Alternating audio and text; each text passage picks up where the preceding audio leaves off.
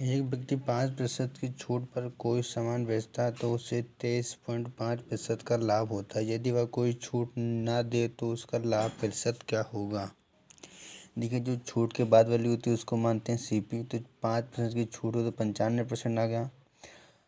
5% की छूट के बाद उसे 23.5% का लाभ होता है। लाभ है, देखिए लाभ के बाद क्या लिखते हैं एमपी, तो हमने एमपी लिख दिया क्या 24.7%। उसके बाद बोला कि यदि वह कोई छूट ना दे तो हमको लाभ प्रतिशत निकालना है। तो देखिए, अगर बोला है कि अगर छूट ना दे तो लाभ प्रतिशत क्या होगा, तो देखिए अगर छूट नहीं देगा तो अंकित मूल्य ही विक्रय मूल्य हो जाएगा। क्योंकि जो कोई भी वस्तु है अगर उस पर कुछ अंकित मूल्य लिखा, अगर छूट नहीं देंगे तो अंकित मूल्य ही मार्क प्राइस ही सेलिंग प्राइस हो जाएगा। और सीपी तो दिया है ये। अब ये जो एमपी था वो बन गया एसपी, क्योंकि लाभ छूट नहीं दिया गया है। तो यहाँ से गैप कितने का है, 5.7 का लाभ हो रहा है। हमको लिखाना लाभ बराबर क्या होता है, लाभ गुणे 100 बटे क्रय मूल्य। लाभ आ गया 5.7 इंटू 100 बटे में क्रय मूल्य हमारा आ गया 19। हल कर ले 30% हमारा आंसर आ गया। देखिए, एक व्यक्ति किसी वस्तु के अंकित मूल्य पर 28% छूट देने के बाद भी वह 20% का लाभ पाता है। यदि वह वस्तु को बेचने पर 30-80 का लाभ प्राप्त करता है तो वस्तु का विक्रय मूल्य क्या होगा।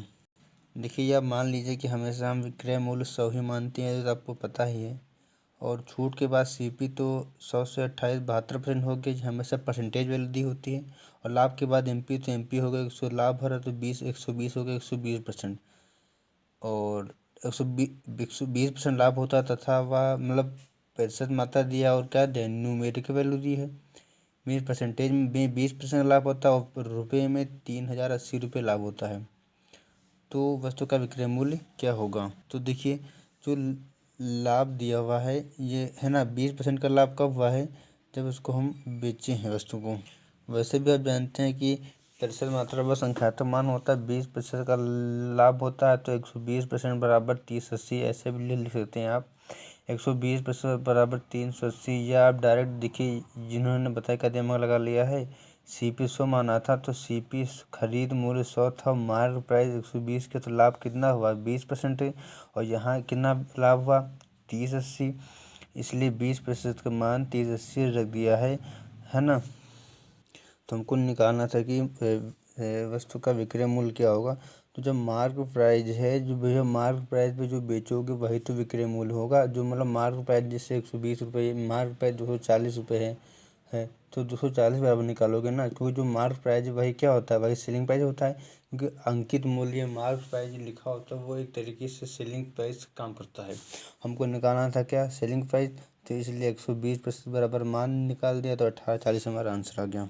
देखिए यहाँ क्या लिखा है, एक व्यक्ति ने किसी वस्तु पर 12% की छूट देकर उसे 18,920 में बेचा।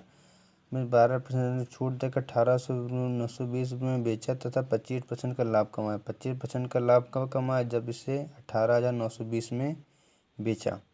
यदि छूट नहीं दी होती तो प्रतिशत लाभ ज्ञात कीजिए। मीन देखिए बोला कि वस्तु को 18,920 रुपये में बेचने पर 25% का लाभ कमाया, और वो भी 12% की छूट देने के बाद, है ना। और अगर यहाँ पे बोला, आगे बोल रहा कि यदि छूट हम 12% की ना दें तो जैसे इस पर 25% लाभ हो रहा है तो कितना लाभ होगा। तो जाहिर सी बात है, जब छूट के बाद 25% लाभ हो रहा है तो छूट नहीं देंगे तो 25 से ज़्यादा ही लाभ होगा। तो इसका आंसर क्या होगा 42.04।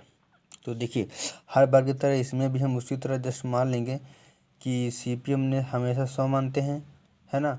और 12% की छूट, तो छूट के बाद सीपी होता है, सीपी 88% हमेशा परसेंटेज वैल्यू दी होती है ना। हाँ, और 25% का लाभ, क्या लाभ के बाद क्या हो गया एमपी हो गया। तो एमपी कितना माना हमने 125%, क्योंकि लाभ हो रहा तो प्लस करेंगे, हानि हो रहा तो 100 से माइनस कर देंगे। अब पता है लाभ हुआ तो 125%, 125 हो गया, है ना। आप वैसे भी जानते हैं कि 25% का लाभ कब हुआ है, 25% का लाभ कब हुआ, जब हमने बेचा 1920 में, है ना, 1920 में। या आप इसको ऐसे मानिए कि जो है 25% का लाभ, क्योंकि MRP 125 की है, मान लो परसेंटेज इग्नोर कर देगा, 125 रुपये की एम आर पी बेचेंगे तो यही तो सेलिंग प्राइस होगा। तो ये होगा सेलिंग प्राइस। तो सेलिंग प्राइस का परसेंटेज मात्रा ये है, संख्यात्मक मान क्या है 18,920, इसलिए इसके बराबर रख दिया, है ना।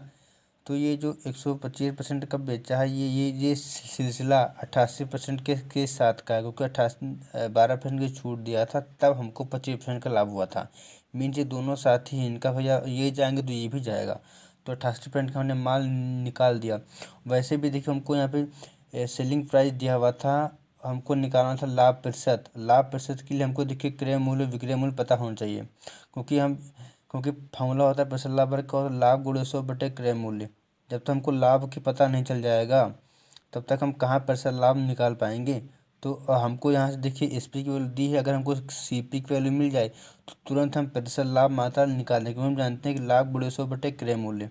जब तो लाभ तभी पता चलेगा जहाँ पे हमको SP दिया हुआ है, जब CP मिल जाएगा। तो ये देखिए 88% CP हमने लगाया तो हमने CP हमको मिल गया।